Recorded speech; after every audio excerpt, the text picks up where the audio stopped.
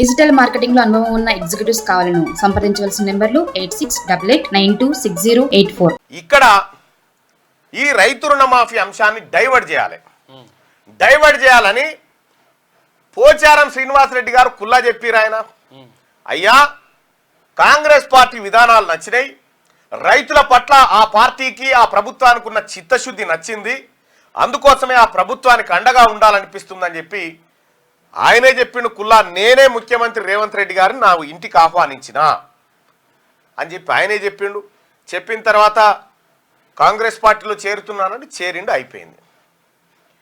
ఇప్పుడు ఆ పోచారం చేరికను కాంట్రవర్సీ చేయాలి. కాంట్రవర్సీ చేయడం ద్వారా పేపర్లలో కొంత స్పేస్ సంపాదిస్తే రుణమాఫీ పక్కకు పోతుంది అనేది బీఆర్ఎస్ పార్టీ దుర్మార్గపు ఆలోచన. దాంట్లో భాగంగా నిన్న ఓ 10-11 మందిని ఆడికి పోచారం శ్రీనివాసరెడ్డి గారి ఇంటికి పంపించి ఆడ గందరగోళం గలాట సృష్టించి ఏదో చేయబోతే ఆయనతో ఆ పోలీసులు అరెస్ట్ చేసి తీసుకొని పోయారు. సరే, అది వేరే అంశం. కానీ కడియం శ్రీహరి గారు పార్టీ మారిరు, దానం నాగేందర్ గారు పార్టీ మారిరు, అటు తెల్లం వెంకటరావు గారు పార్టీ మారిరు. మరి వీళ్ళు మారినప్పుడు ఈ టీఆర్ఎస్ పార్టీ నాయకులు పోయి వాళ్ళ ఇంటికాడ ఎందుకు నిలబెట్టలే అంటే ఆ టైంకు రుణమాఫీ అనేటువంటి అంశం కేబినెట్ సమావేశం తెర మీద లేదు కాబట్టి ఈ రుణమాఫీ అంశాన్ని తగ్గించి చూపడం కోసం, ఇది చర్చకు లేకుండా చేయడం కోసం ఆడినటువంటి డ్రామా. నిజంగా బీఆర్ఎస్ పార్టీ ఎమ్మెల్యేలు ఎవరైనా ఉంటే రైతుల రుణం తీర్చుకునే అవకాశం వచ్చింది, తీర్చుకోండి. ఇప్పుడు కేసీఆర్ దగ్గర ఉన్నా లేకపోయినా ఒకటే, చాలా మంది రెడీగానే ఉన్నారు ఆల్రెడీ. కాబట్టి ఇంకా అదే కాదు, బీఆర్ఎస్ పార్టీ ఎమ్మెల్యేలు ఎవరు మిగిలరు. ఈడ ఇంకొక ట్విస్ట్ జరుగుతూ ఉంది. ఈ ట్విస్ట్ని బాగా అబ్జర్వ్ చేయండి, బోర్డు పెట్టు.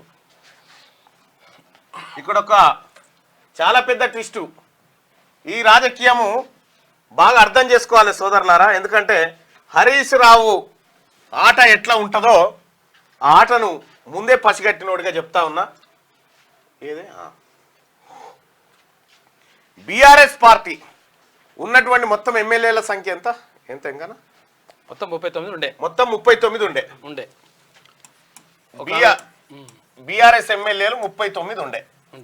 ఒక ఆమె చనిపోయింది, 38 అయింది. 38లోంచి కడియం శ్రీహరి గారు, దానం నాగేందర్ గారు, ఆ తర్వాత తెల్ల వెంకట్రావు ముగ్గురు పోయారు.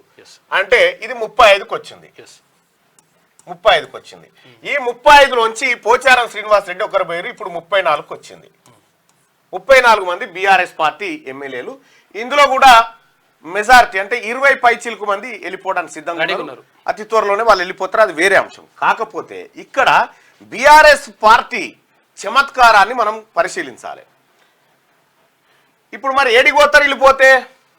కాంగ్రెస్ పార్టీలో చేరాలి, వీళ్ళు కాంగ్రెస్ పార్టీలో చేరాలి.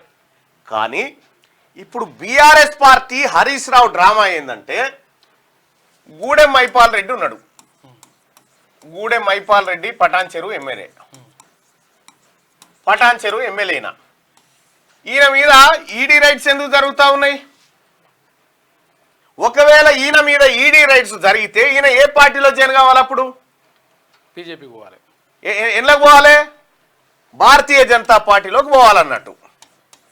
భారతీయ జనతా పార్టీలోకి అసలు గూడెం మైపాల్ రెడ్డి మీద ఈడీ రైట్స్ చేయాలని చెప్పినటువంటి వ్యక్తే హరీష్ రావు, కేసీఆర్. ఎందుకంటే ఈ 34 మందిలోంచి మెజారిటీ పబ్లిక్ ను బీజేపీ వైపు తీసుకుపోవాలి అనేది ఇప్పుడు బీఆర్ఎస్ మీద ఉన్నటువంటి లక్ష్యం. అందుకోసమా ఈడీ రైట్స్.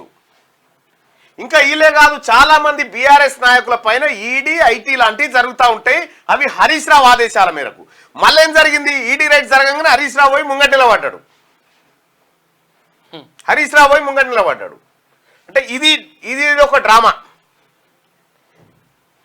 ఏవైతే కేంద్ర దర్యాప్తు సంస్థలు ఉంటాయో, దర్యాప్తు సంస్థలు ఎంటర్ అయిందంటే భారతీయ జనతా పార్టీలకు పోవాలి. అది వాషింగ్ పౌడర్ నిర్మాణం మీ అందరికీ మొన్నటిదాకా కనిపించే. సరే, ఇవే ఈడీ రైట్స్ ఇప్పుడు హరీష్ రావు పైన కానీ కేటీఆర్ పైన జరిగాయి. సుమా మీరు చూసుకోరి. గూడెం మైపాల్ రెడ్డి 300 కోట్లు అన్నారు. 3000 కోట్లు తిన్న హరీష్ రావు అన్నే ఉన్నాడు. 3 లక్షల కోట్లు, ఇంకా 3000 కోట్లు కాదు.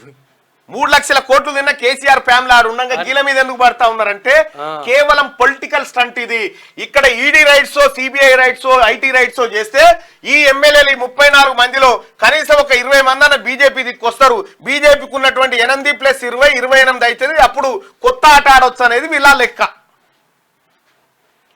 ఈ కుట్రను ముందే పసిగట్టినటువంటి కాంగ్రెస్ పార్టీ పోచారంను ఎత్తుకొని పోయింది. పెద్ద మనిషి అంటే ఈడీ రైట్స్, ఐటీ రైట్స్ ఏం జరుగుతా ఉన్నాయి అనేది ఇక్కడ మెజారిటీ ఎమ్మెల్యేలను బీజేపీ వైపు తీసుకుపోయేటువంటి పనిలో హరీష్ రావు ఉన్నాడు. మైపాల్ రెడ్డి ఇంటి పైన ఈడీ రైట్స్ జరగడానికి Bharatiya Janata party, BRS party లోపాయకారి ఒప్పందంలో భాగమే, నో డౌట్. ఇక్కడ ఇదే గూడెం మైపాల్ రెడ్డి పైన, ఇదే గూడెం మైపాల్ రెడ్డి సోదరుడు క్రషర్ మిషన్ల వ్యవహారంలో కట్టాల్సినటువంటి పన్నులు కట్టట్లేదని చెప్పి రాష్ట్ర టాస్క్ ఫోర్స్ వాళ్ళు కేసు పెట్టిరు, పోలీసులు ఆయన జైలుకు పంపిరు.